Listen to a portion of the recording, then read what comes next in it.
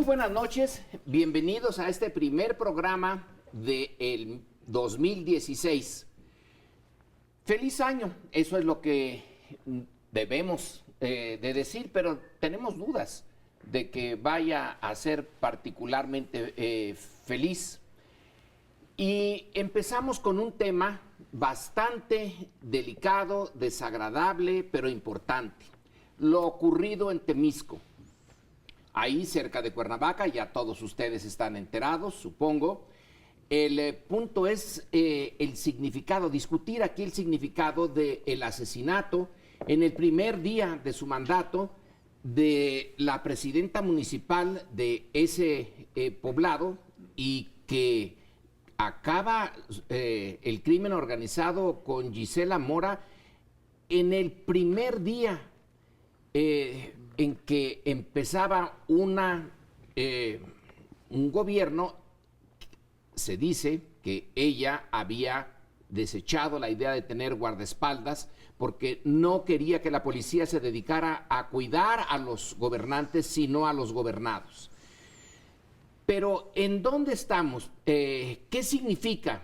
¿Qué reto es para la clase política y para nosotros los ciudadanos el que un posible conflicto entre dos grupos del crimen organizado, los Guerreros Unidos y los Rojos, que ya son conocidos nuestros desde hace tiempo, y que siguen campeando en esa zona y en otras? ¿Qué significa esto para el 2016 y para la vida pública de México? Ese es el tema que ponemos sobre la mesa y con él iniciamos esta discusión del 2016. Yo creo que lo que está ocurriendo en este caso claramente de Morelos, es el rebasamiento del poder del Estado, no solo del Estado con minúscula, sino del Estado con mayúscula también, ¿no? Porque estar ocurriendo este enfrentamiento entre dos bandas delincuenciales tan conocidas, tan poderosas, porque pues algunas están posesionadas de la producción de heroína, que es la más grande que hay en el país, en el estado de Guerrero, colindante con Morelos. Pero estos dos grupos delincuenciales se mueven, como ya se ha difundido mucho, entre Morelos y Guerrero.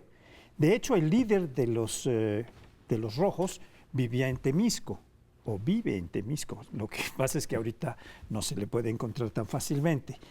Y el problema también que está por detrás es que los gobernantes municipales son los más débiles y los más fáciles de penetración, como hemos tratado muchas veces, por la debilidad del municipio, por los salarios tan bajos, por lo fácil que es comprar policías municipales y agentes municipales de gobierno.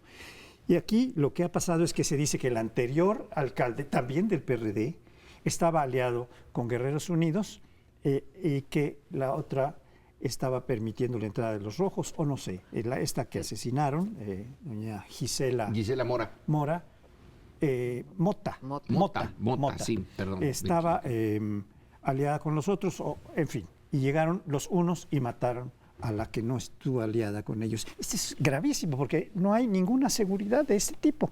Entonces sale el gobernador y dice, no, ahora sí ya el mando único viene porque yo me voy a responsabilidad de toda la policía, ¿no? Como si esto realmente fuera a resolver, cuando hace mucho tiempo que esto está pasando. Solo no pasaba en 2 o 3 municipios de los 17 que hay en Morelos, ¿no?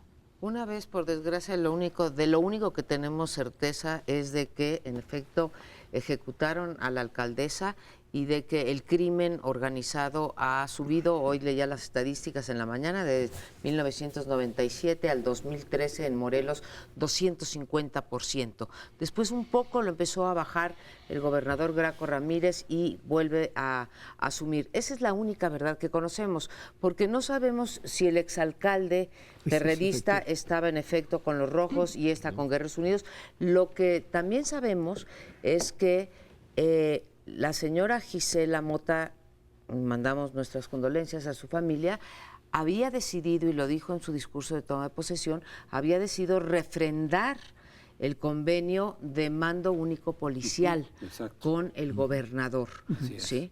Y las interpretaciones de los que se dedican a esto es que el mensaje de los del crimen organizado es decir, así ustedes y otros 15 municipios más van a seguir con el mando único, pues aquí empezamos la matanza. Entonces, esto nos plantea un problema muy serio, además del crimen organizado que padece la sociedad morelense, que es un gobernador, y yo entiendo, que hace un decreto, ya no les va a preguntar a los municipios, hace un decreto diciendo que estos 15 municipios que no quieren firmar el convenio de mando policial único, pues se los va a imponer. Y aquí entramos en estas aguas turbulentas del federalismo y si se justifica, desde mi punto de vista, se justifica por las razones que ya mencionaba Paoli, que son mucho más penetrables, no quiere decir que el estatal no lo sea, también lo tenemos que decir honestamente, pero que es mucho más fácil comprar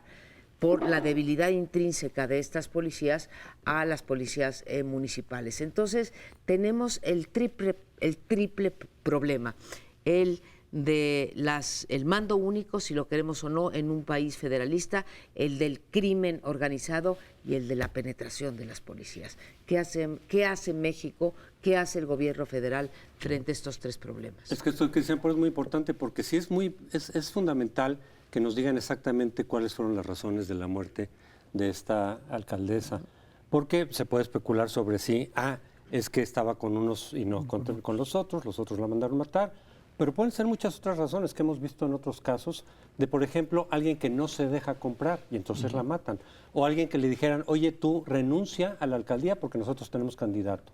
Y muchos sí renuncian porque saben a lo que se enfrentan, pero otros dicen, no, pues yo voy, y entonces ok, pero luego te matamos. O una vez en el cargo la quieren comprar en ciertas condiciones, igual y no sé. O sea, hay muchas razones en realidad.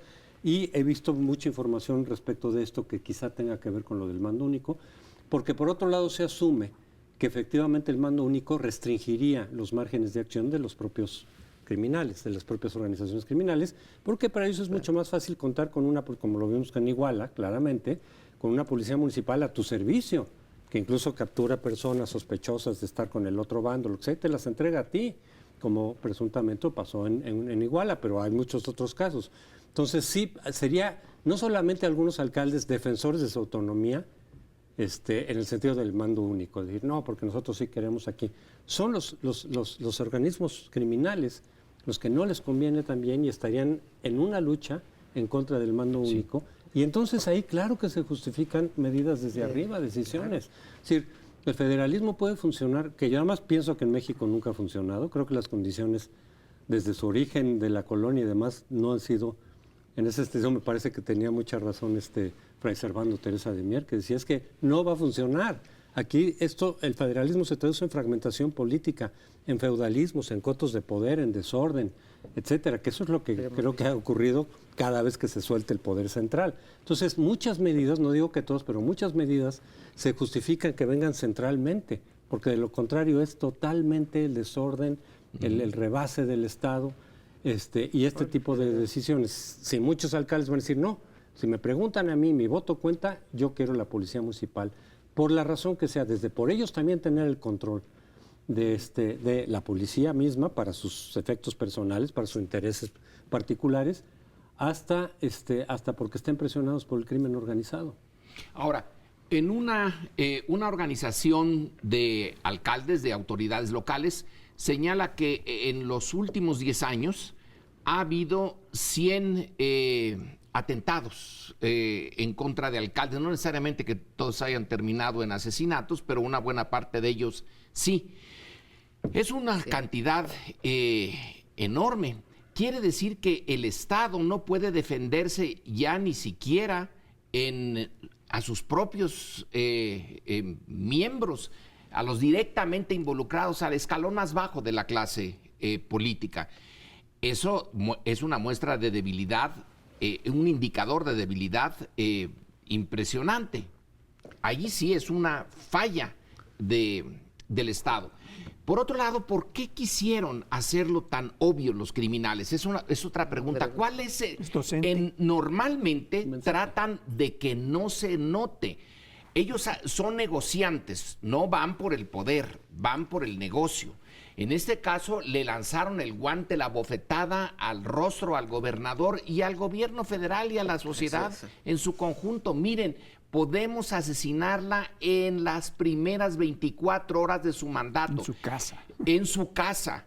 Y pagamos bien, según nos hemos enterado. Fue $500,000 el que pagaron. No sabemos si al conjunto o a cada uno de los miembros del equipo, que yo creo que tienen recursos para eso y para más.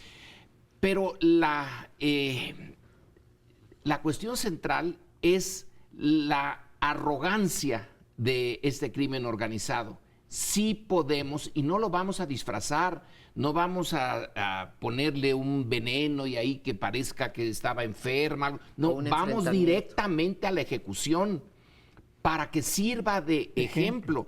Bueno, eso significa que se ha dado ya hace tiempo, pero ahora se reafirma un paso adelante en esta guerra.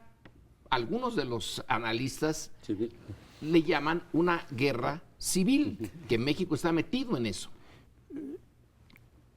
Creo que preguntas bien qué significa esto de que no lo quieran ocultar.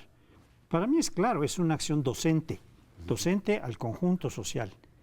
Miren lo que somos, miren la fuerza y el poder que tenemos para que cuando nosotros les demos alguna instrucción, esté quien esté en el poder del partido que sea, nos atiendan o se atengan a las consecuencias. Y lo podemos hacer con autoridades, con policías, con gobernadores, lo podemos hacer a cualquier nivel. Así que no brinquen porque el suelo lo no está nada podemos hacer parejo. con quien detenta supuestamente el monopolio de la fuerza. ¿Sí? Es una demostración que el Estado mexicano, o el Estado con minúscula, como decías tú, José Francisco, no detentan el monopolio de la fuerza pública. Perdón, quería yo introducir una notita teórica nada más en cuanto al federalismo al que te has referido. Es que el federalismo es un sistema de desconcentración, pero hay 25 países en el mundo que son federalistas. En cada uno de ellos se dosifica o se gradúa en qué facultades se desconcentran y cuáles se reconcentran ante alguna circunstancia. En 1921 se concentró la facultad educativa, por ejemplo. Sí. En toda la posrevolución se fueron concentrando facultades laborales porque eran mucho menos corruptibles las juntas de conciliación federales que las locales, que eran una porquería, y así sucesivamente. Entonces, en este tipo de crisis en las que estamos, valdría la pena pensar en una reconcentración para atacar con eficacia a estos grupos que son muchísimo más fuertes que los gobiernos locales. Y hablando de federalismo, hablando de federalismo y de Morelos, pues tenemos el caso también del recién electo alcalde de Cuernavaca, el exfutbolista Cuauhtémoc Blanco, en donde lo que él quiere es no gobernar, ¿sí? No quiere mando único, pero tampoco quiere gobernar, quiere delegar las facultades que le da la Constitución morelense para que, yo me preguntaría, ¿para que las ejerza quién? El crimen organizado otra vez. Entonces, pues nos quejamos de esto del centralismo, pero hay veces, como dices, que se impone, y pensar que hay tantos países centralistas en el mundo que son mucho más federalistas que los que nominalmente llamamos así, ¿no? Inglaterra o Gran Bretaña es un país absolutamente centralista y sin embargo es un país que tiene desconcentradas todas sus funciones de educación, de salud, etcétera, etcétera. Hay otro punto que quisiera destacar. Dijo Graco Ramírez, el gobernador, que ahora sí van a poner protección a los alcaldes, a los 33 creo que son. Bueno, primero tendría que haberse hecho desde hace mucho porque este problema viene de muy atrás. Segundo, ¿de veras pueden dar protección a los alcaldes cuando te pueden meter a tu casa en cualquier momento, yendo de un lado al otro? Si se quieren, el crimen organizado quiere matar a alguien, creo que tienen los recursos de sobra para hacerlo. ¿Quién va a proteger además a estos alcaldes? ¿Policías corruptas a su vez, controladas a su vez por el crimen organizado? O sea, realmente el Estado tiene la capacidad de dar protección a los funcionarios más vulnerables, que en este caso serían los presidentes municipales. Pues yo lo dudo muchísimo. Y si estamos en guerra, en una guerra interna, ninguna guerra se gana desconcentrando. Las guerras se ganan concentrando el poder, pero nos tenemos que retirar. Espérenos y volvemos con otro tema. Bueno, y este año también es año electoral. El pasado lo fue, ahora también lo es. No se renueva el Congreso Federal, pero son 14 elecciones, me parece, sí. 13 de las cuales contando con la de Colima, que es extraordinaria, para renovar gobernador. y la otra solamente para los poderes locales, legislativo y municipios. Pero 13 elecciones de gobernador evidentemente meten a los partidos otra vez en la dinámica de la confrontación, de la descalificación. Ya lo estamos viendo, las descalificaciones del PRI respecto de la alianza, por ejemplo, o las posibles alianzas PAN-PRD, las descalificaciones de otros a su vez por esta alianza. En fin, aquí la pregunta es, además de la importancia que tienen las elecciones en sí mismas y los resultados, para cada uno de los estados desde luego, es también qué tanto entorpece esto, puede entorpecer, esa es la pregunta que yo haría, en la lógica del diálogo, de la negociación, de los acuerdos que tiene que haber en los partidos en materia legislativa, incluyendo al Congreso Federal, porque al final de cuentas los partidos se involucran, obviamente, en las elecciones, aunque sean locales, y eso puede entorpecer, así ha ocurrido en otras ocasiones. Y aquí la pregunta es si el calendario mexicano es adecuado para que en la segunda mitad continúen, digamos, o sea, propicios los diálogos entre los partidos, las negociaciones. Hay mucho pendiente en la agenda legislativa, que algo saldrá, me imagino, de todas maneras, pero se entorpece el ambiente de diálogo y negociación y se favorece, digamos, o se privilegia el ambiente de confrontación, de descalificaciones, que a final de cuentas hace muy difícil en la segunda mitad del sexenio que se avance significativamente en toda la agenda pendiente que requiere del concurso de todos los partidos. Sí, se me debo a contestarte y te contesto que uno sí entorpece, dos, no es adecuado nuestro calendario electoral. Seguimos teniendo, a pesar de que se ha concentrado un poco, seguimos teniendo un calendario muy disperso. Digo, se ha concentrado porque antes también teníamos estados en que tenían un día gobernador, al año siguiente tenían congreso local, etcétera. Pero de todas maneras, si haces política comparada, te das cuenta que somos uno de los países que todos los años hay uno que no tenemos, pero todos los años prácticamente tenemos elecciones de un tipo o del otro. Y entonces entorpece y además hace otra cosa que creo que si cabe es todavía peor que entorpecer el curso de las políticas públicas y de los acuerdos en el Congreso, y que es que sirven como moneda de cambio, ¿no? Entonces, bueno, mira, yo me voy a portar bien aquí en Oaxaca, pero entonces tú me vas a dar la reforma energética o la que ustedes quieran o la fiscal. Entonces empiezan a servir como moneda de cambio. Pero si regreso a los propios, a las propias elecciones, a estas 13 de gobernador que van a haber, yo creo que hay tres retos muy importantes que van a enfrentar los partidos. El primero es su selección de candidatos, ¿sí? Corren el riesgo de que se rompan los partidos al interior. Vamos a ver una fraccionalización del voto, como ya la vimos en el 2015, que se fraccionó el sistema de partidos. Ahora lo vamos a ver más. Entonces, corren el riesgo interno de romperse, porque si no fui yo postulada por el partido, entonces, pues, Crespo se quedó con la candidatura y me voy yo al otro partido. Eso no pasaba antes porque la disciplina se podía imponer y porque no había competencia. Por otra parte, enfrentan la amenaza de los independientes. Ya vimos algunos, por ejemplo, en Chihuahua ya tenemos a Barraza, que fue presidente de la Coparmex y del Consejo Coordinador Empresarial, que ya está lanzándose en Veracruz. Tenemos ya 2 independientes, en Chihuahua 3 independientes, en Chihuahua 1. Entonces, esa amenaza la tienen ahí. Y finalmente tienen la amenaza siempre latente de las alianzas, esas alianzas contra natura que se hacen en este país y que se justifican, pues, por cualquier cosa, por dinero, por sacar al PRI, por sacar ahora a los aliancistas que quiere regresar el PRI, como es el caso de Oaxaca. Pero esto de las alianzas que están bien, en las democracias debe de haber alianzas, pero no se transforman en coaliciones gobernantes. Ese es el problema de las alianzas en nuestro país. Bueno, yo creo que en algunas empiezan a transmitirse las responsabilidades de gobierno, además del triunfo electoral que logran, cuando lo logran. Lo que es curioso es cómo se están formando las alianzas desde hace ya muchos años.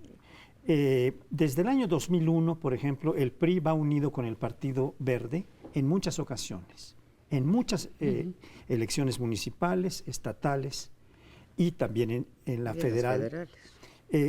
En cambio, por otro lado, se habían dado alianzas PAN-PRD, que sería como el otro polo en cuanto a alianzas, que se han dado también desde Durango, en que se aliaron el PAN-PRD para sacar a Negro Elizondo como candidato a gobernador, que había sido un alcalde exitoso. Y después en muchas otras, las últimas de las cuales las vimos en Oaxaca, Sinaloa y Puebla, en 2010, hace casi 6 años. Vamos a tener otras sorpresas. No sabemos qué va a pasar con el partido nuevo, con el partido Morena, que es un partido que va a celebrar su primer año de existencia formal, porque viene de un movimiento que trae varios años atrás, pero que creo que en mayo del año 14 se le dio, o en mayo del año... Sí, 14 se dio. Entonces ya tiene un año, más de un año Morena, y va a participar, no sabemos cómo, si va a dividir a las alianzas de izquierda con el PAN, la va a exhibir al PRD, y ahí hay una sorpresa. Y esta que mencionaban ustedes de los independientes, lo de las alianzas contra natura es una frase que hizo, por cierto, Mario Fabio Beltrones. Pero a Mario Fabio Beltrones le parece, sí, se ha hecho usar el aceite y el agua, no se pueden reunir, cosas de ese tipo. Pero hay una cosa en la que Mario Fabio dijo ahora, nosotros vamos a hacer una alianza porque la hacen en Tlaxcala con PRI, Verde y PANAL y Partido Socialista Local. Dice, estos están totalmente alineados con nuestra plataforma. Claro, eso ya lo sabíamos, porque el verde del tricolor, verde, blanco y colorado, es el verde del verde ecologista. Suponemos que es cromática la alineación, pero ideológica pues está difícil. Y el rojo son los socialistas ahora. Los rojos son los socialistas. Ya nomás quedaron los blancos para el PRI. Bueno, no son contra natura, en realidad son alianzas dentro de la naturaleza del sistema que tenemos, perfectamente comprensibles, muy desafortunadas. A mí, voy a ponerlo en mi comentario en otra casilla o casillero.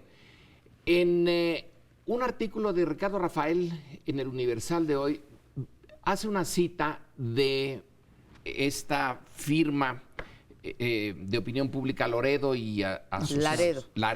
Buen Día y Laredo. Buen Día y Laredo, en donde la predicción es que el 80% se lo va a llevar el PRI. O sea que el PRI va a arrasar en este año de 2016 en las 13, 14 gobernaturas y las otras elecciones para congresos locales y municipales.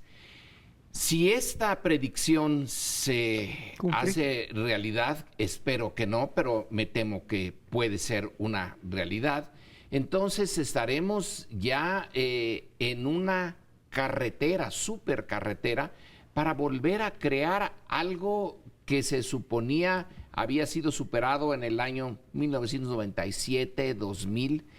Si en efecto tiene razón quien ha hecho la encuesta, y claro que la encuesta está hecha ahorita y las elecciones vienen, puede cambiar mucho, pero supongamos que así es realmente una noticia pésima, porque volvemos con el partido de origen autoritario, no democrático, ya tiene la presidencia, volverá a tener el grueso de las gobernaturas. Bueno, de aquí entonces hasta el fin de los tiempos otra vez. Sí, lo que pasa es que una de las justificaciones de las coaliciones PAN-PRD desde hace mucho tiempo, no solo ahora, es eso, es provocar la alternancia. Eso se dijo en 2010, desde hace mucho tiempo, cuando se han dado estas coaliciones, es provocar la alternancia porque el PRI en muchos estados no ha perdido jamás, llevan 80 y tantos años 84, en el poder, 85. Y que se tiene que mover eso para que haya más contrapesos, etcétera. Yo acepto esta posibilidad, por eso en su momento he apoyado coaliciones en varios estados, aunque en realidad también es cierto que lo que ha venido después como producto de las coaliciones han sido totalmente decepcionantes, ¿no? En muchísimos estados, ¿no? La corrupción ha seguido, en fin, los gobernantes, al final de cuentas, parecían igual que el PRI, muchos venían del PRI recientemente, no digamos de hace mucho tiempo, sino recientemente. Sin embargo, lo que dicen tanto en el PAN como el PRD ahora es, si no vamos en coalición, todo lo va a ganar el PRI. No hay ningún estado que podamos ganar por nuestro lado. Porque no solamente, eso es cierto, también se ha demostrado, no es, en las coaliciones no es 1 más 1 igual a 2. Es decir, no es solamente la suma de lo que cada quien pudiera recabar, sino que generan una expectativa real que hace que mucha gente se sume a la votación en favor de la coalición, que de otra manera no lo haría. Lo vimos en Oaxaca en 2010 muy claramente. Y entonces sí, yo lo que digo es, aunque las coaliciones, por lo menos para mí, pero creo que para mucha gente también, han sido muy decepcionantes, no las coaliciones, perdón, las alternancias, producto de coalición o no, han sido muy decepcionantes. Yo digo que cada estado en donde no ha habido alternancia, tienen derecho a confirmar por sí mismos que las alternancias no han servido de nada. Pues ojalá y chicharrón se te haga la boca, porque si van a confirmar eso, ¿para qué? Y ya lo vimos, estaban sacando ustedes el ejemplo de Oaxaca, o las 3 que mencionaba José Francisco, ¿no? Sinaloa, Puebla y Oaxaca. Los 3 eran expriistas, ¿sí? Que acabaron siendo, los 3. Bueno, uno era de Movimiento Ciudadano. Era. Moreno Valle era, y Maloba era priista, ¿sí? Unos minutos antes. Aguirre también. Minutos antes. En igual. Guerrero, Aguirre. Aguirre también, y que minutos antes salen porque no encuentran las nominaciones. Y entonces vean en Oaxaca que nos están proponiendo el PRI para recuperar a Oaxaca. Nos están proponiendo a un hijo Murat, y a un Murat. valido, ¿no? Al hijo de Murat y al valido de Ulises Ruiz, que están enfrentados y que representan, ellos no tienen por qué pagar los pecados de sus padres, ¿no? Pero pues finalmente representan esa clase política porque no se han deslindado.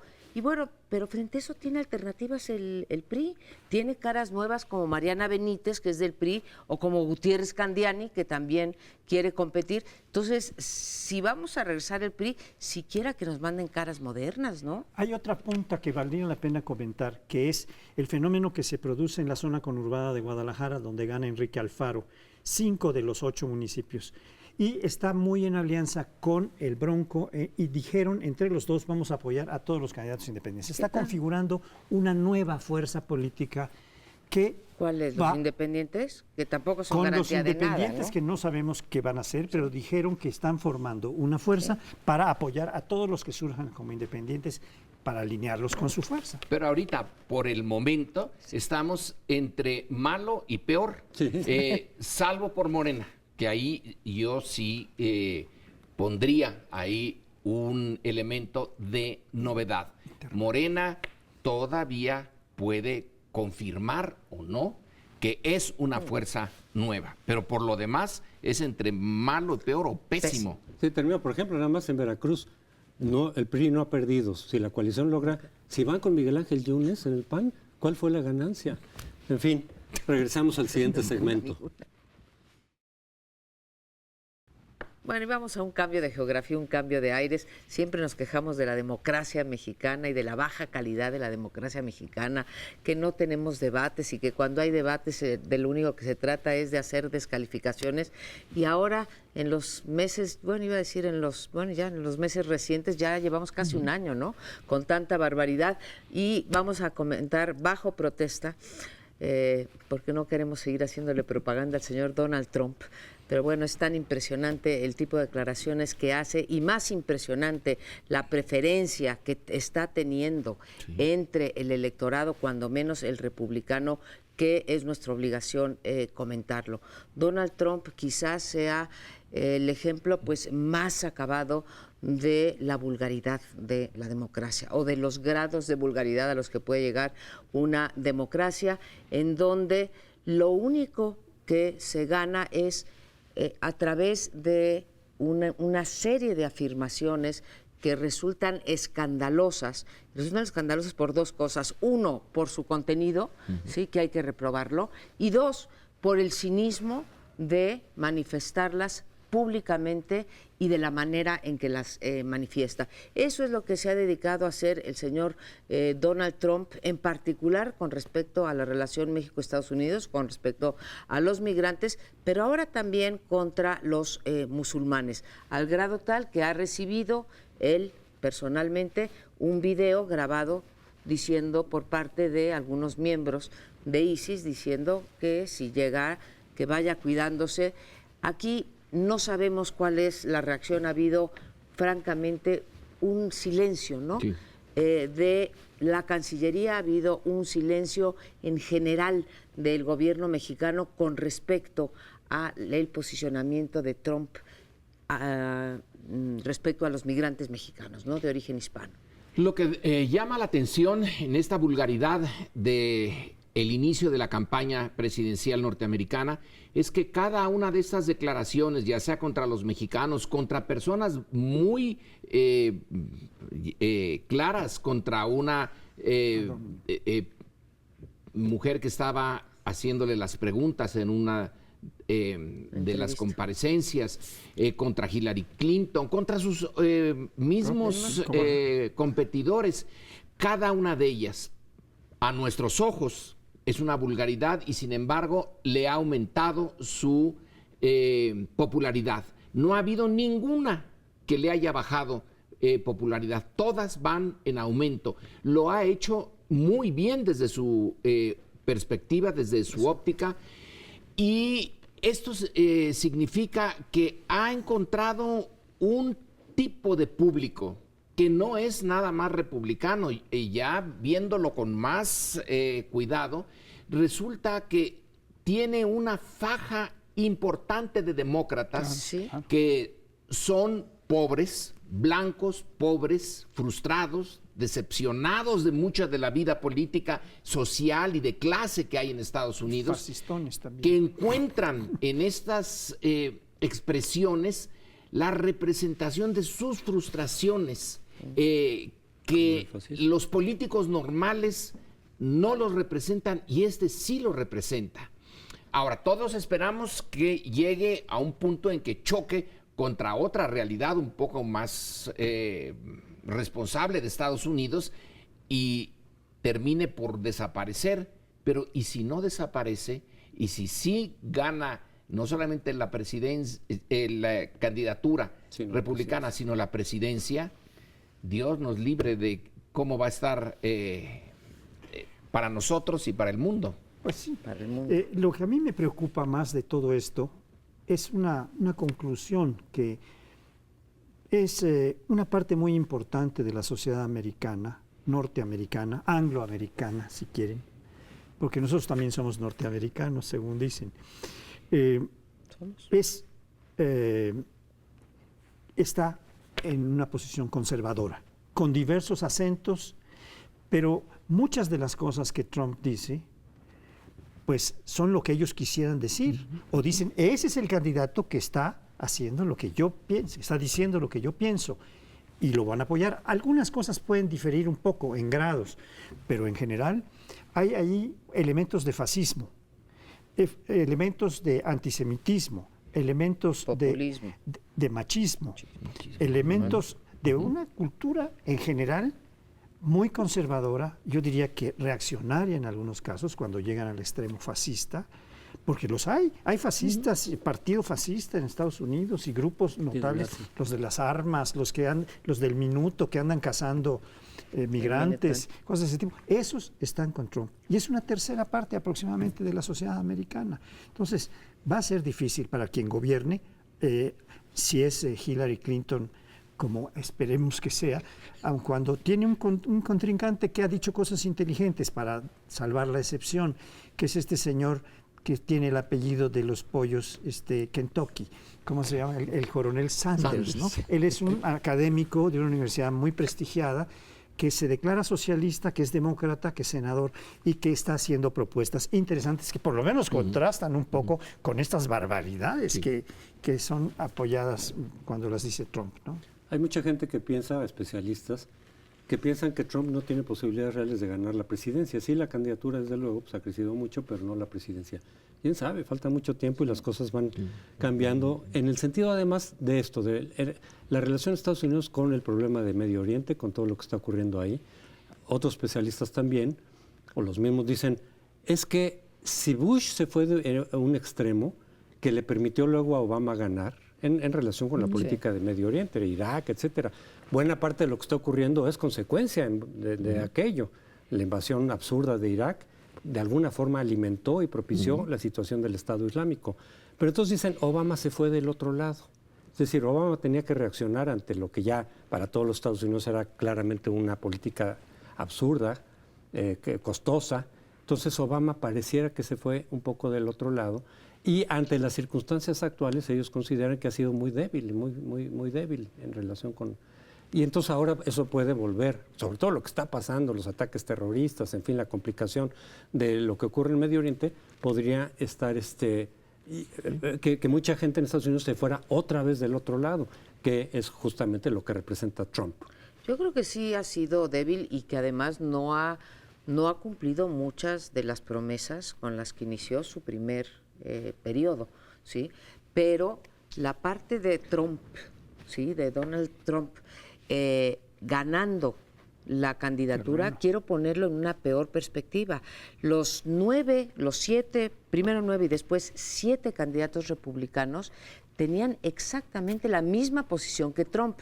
Una cosa es que Trump sea más mediática.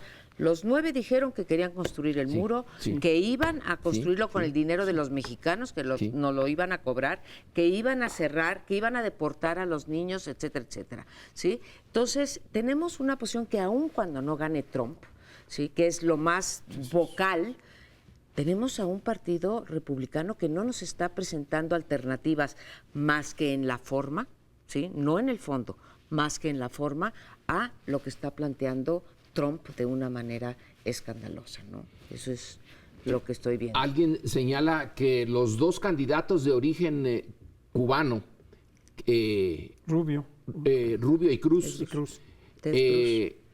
republicanos, son traidores a su origen, porque los dos tienen un pasado de migración, pero Trump también. Son los peores. Él, ya no recuerdo si es su padre o su madre, no nacieron en Estados Unidos.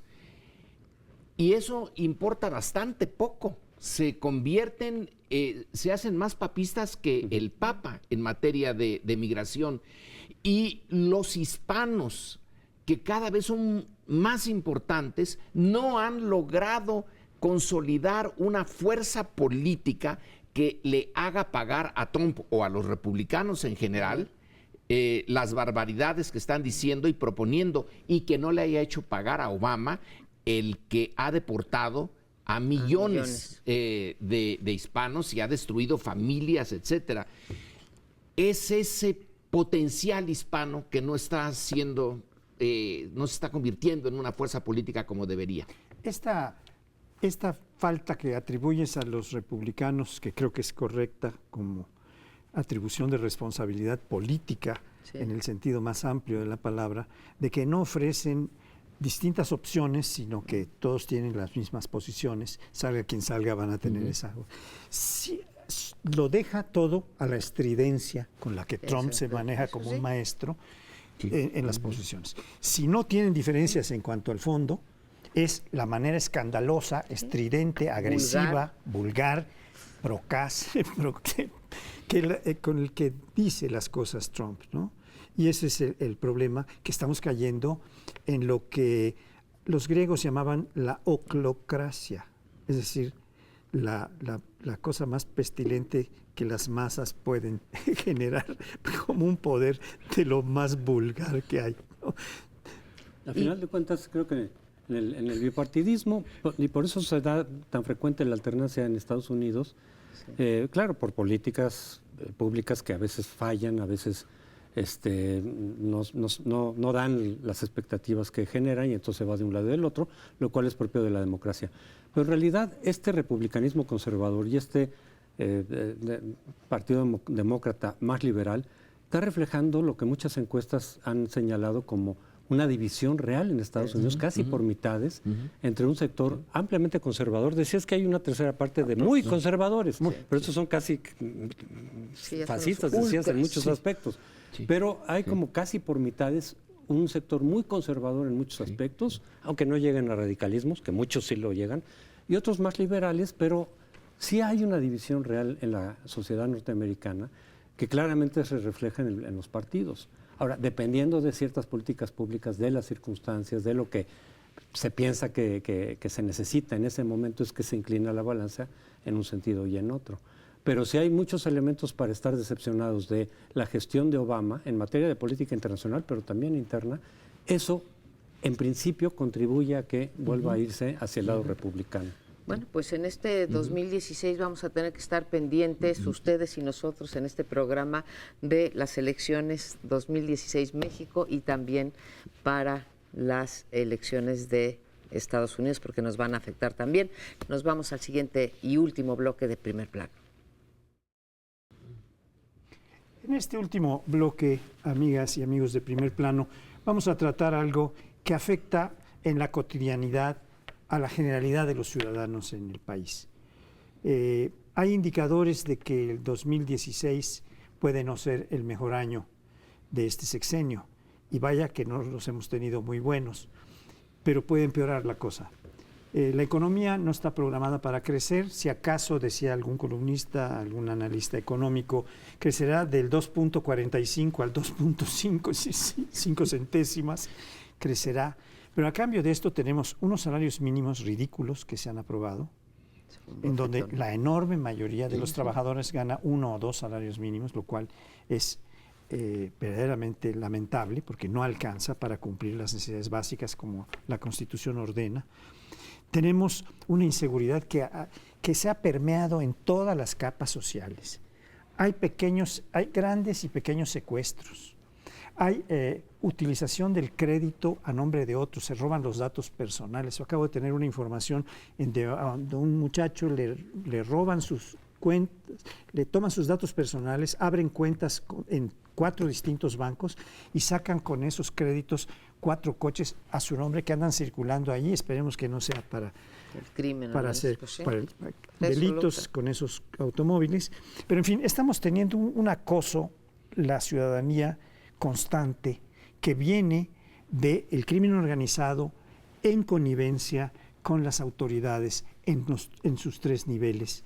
Estamos teniendo una voracidad de corrupción en todos los gobiernos de todos los partidos, de una manera tan brutal. Es una corrupción tan brutal que se expresa en el derecho de piso, que se expresa en las autorizaciones para hacer construcciones, que se expresa de una y mil maneras en el Distrito Federal muy agresivamente. Y pues este es el tema que les propongo, porque hay que dedicar algo que afecta a la ciudadanía, no solamente a los grandes poderes y a los partidos y esto, sino lo que está viviendo. Tienes toda la razón, Francisco José. Esto de la vida cotidiana, que es finalmente lo que nos importa, es lo que nos cambia la perspectiva de vida a los y las mexicanas, y que nuestros gobernantes federales y nuestros gobernantes locales parece no importarles. Se nos va todo y en efecto hicieron los legisladores 17 reformas constitucionales, 43 reformas legales. Y yo pregunto a los que estamos en esta mesa o a los que nos están viendo, ¿qué tanto cambió su vida? Y lo que cambió para bien o cambió para mal. No nos gustaría tener los gobernantes, los que son más cercanos a nosotros, en el caso del Distrito Federal, nuestros delegados, en el caso de, como hablábamos hace rato, de Temisco, etcétera, ¿sí? Sus alcaldes, que se preocuparan por lo que nos preocupa a nosotros los mexicanos, que no es nada más, sí, va a haber el fuero de los legisladores, si va a haber un sistema anticorrupción o si va a haber una reforma energética. No, nos importa poder circular, nos importa que no se apile la basura fuera de nuestra casa, nos importa que si nos roban, nos respondan en los bancos, nos importa que no se roben nuestros datos personales. Y lo que yo no veo es políticas públicas en ninguno de los órdenes de gobierno para programas sencillitos, programas para las colonias, para elevar el nivel de vida, la calidad de vida de los mexicanos, que cada vez es más pobre. Sí, la vida cotidiana. Aquí en la Ciudad de México, de repente, más autos, una serie ya era difícil, los atorones, ahora son peores. Asegurados. Lo que tú dices del robo de datos, a mi hijo le pasó también hace unas semanas. Llega, saca muy poco dinero y luego Le cobran. Ve que le volvieron a sacar, entonces va, reclama y le dicen en la sucursal, es que ya hay alguien que mete la tarjeta en la máquina que da el dinero Y clona. y el que sigue le clona los datos. Ya lo saben en la sucursal. Entonces, ¿qué vamos a hacer? Si llevamos dinero en efectivo, Sí. es el asalto. Si es el plástico, es la clonación. La calidad del aire en estos días está por los suelos. La basura es que no ha habido un solo gobierno que sea capaz de resolver el problema de la basura. Sale uno de la Ciudad de México, va uno por las carreteras y es una cantidad de plásticos tirados por todos lados. Si este era un país que tenía una naturaleza bella, el plástico y la basura lo han deshecho. El agua donde yo vivo, en Contreras, el único río vivo que había, teníamos. bueno, se convirtió en una cloaca. No hay manera. ¿Dónde está una cierta dignidad que permita en el ambiente también tenerla en uno mismo? Es todo una lucha contra el horror cotidiano. Es que este fenómeno en general, pues yo lo atribuyo nuevamente a la falta de mecanismos reales de rendición de cuentas, porque entonces quienes se son encargados y están responsables de todo esto, están pensando en ellos mismos, están pensando en sus respectivos intereses. No se les van, por ejemplo, los aguinaldos y los bonos de riesgo y todo lo que se dan, eso sí funciona perfectamente. Las reformas cuando las hacen están pensando también en cuáles son los beneficios que van a obtener, el número de cargos que pueden repartir, obviamente sus salarios, ahí sin nada que ver con el salario mínimo, sino los que ellos se dan. Es que está rota la vinculación entre la sociedad en general y quienes toman estas decisiones, o sea, la clase política, gubernamental, funcionarios, etcétera, porque aunque hayamos avanzado en estos años en un aspecto de la democracia, que es la democracia electoral, con muchos problemas, desde luego, todavía, pero algo se ha avanzado en términos de alternancia, de mejoría, digamos, de mecanismos y organización electoral. Peña Nieto en uno de sus mensajes de fin de año decía, mejoramos la democracia. Se refiere a la democracia electoral. Pero, es decir, Ni esa. bueno, el hecho de que haya más alternancias, por ejemplo. Hubo nuevas alternancias el año pasado y muchos las celebraron, pero es que eso no se traduce en la otra parte que es más sustancial de la democracia, que es evitar el abuso de poder, castigar la corrupción, que se preserva la impunidad. Mientras eso no cambie, en realidad nuestra democracia es muy superficial, muy superficial. Y eso justamente se traduce en que los responsables de cuidar la calidad de vida de los ciudadanos, los servicios, desde los baches, todo eso, pues están en lo suyo, están ocupados en sus negocios, en sus permisos, ahí sí, en donde van a sacar alguna tajada, y no se preocupan en bajar la vista a lo que realmente ocurre en el tipo de vida cotidiana de los ciudadanos. Decíamos muchas veces que la gente tiene los gobiernos que se merece y que muchas veces la participación ciudadana es lo único que puede contrapesar o que puede elevar el listón de exigencia de forma tal que cambien los gobernantes. Y de repente, bueno, yo compro la idea teóricamente, pero cuando me he metido, y lo he hecho, de activista en el ámbito micro, ¿no?, que sería mi colonia, ¿qué es lo que me encuentro? Pues me encuentro con que yo sí le puedo dedicar 3 o 4 o 5 horas a la semana a esto, porque mi trabajo no es ser política, ¿sí? Y pues los otros se dedican de tiempo completo. Y entonces sí les quiero decir que sobreviene una especie de frustración, porque son, ya ahorita les podría decir, junto con Sergio Aguayo, 9 años de estar luchando, él por su colonia y por su delegación, yo por mi colonia y por la mía, y les podría decir que prácticamente no he tenido ningún triunfo, ni así de chiquito. No he podido cerrar, o no hemos podido, la asociación, cerrar un restaurante que no debería de estar en esa calle porque es de uso habitacional. No hemos podido desprivatizar las calles, que las han privatizado, los valet parkings, los franeleros, etcétera.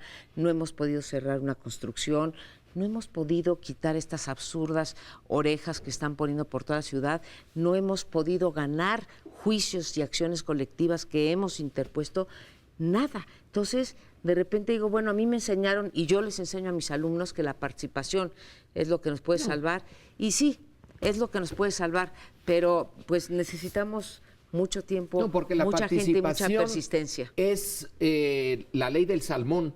Tienes que ir contracorriente para avanzar un poquito. Tienes que hacerle frente a una enorme cantidad de inercias y de corrupciones.